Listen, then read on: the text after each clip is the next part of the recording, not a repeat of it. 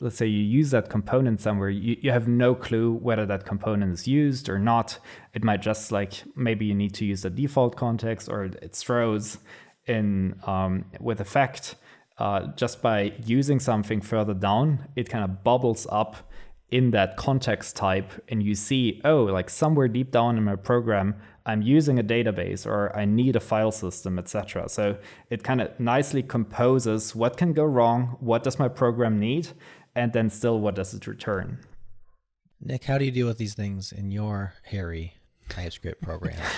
Just hope the errors don't throw, or put your head in the sand, or what are you up to?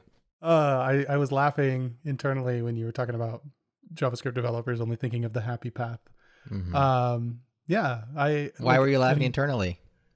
Because I'm so guilty of that all the time. It's like, I'm making a fetch call right here, and I know that it could fail, but I don't have to do anything. Something up above me will catch if it really cares about that. And that, like, the idea of, like, from the outset, setting up a way to not only like describe what could go wrong, but give me a pattern that I can put into place for actually handling that. Because that's the thing that I always run into, is like, oh, should I catch here?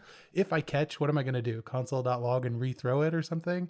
Or am I going to actually so like having more of a pattern, and like for the idea of just like putting you into that mindset of, I'm going to define all of this everywhere, really makes it so that you are thinking of that, rather than just kind of like, spraying it out there and then praying that somebody up higher in the chain is going to catch and do something with it. Unfortunately, a lot of times who gets left with the tab is your user, right?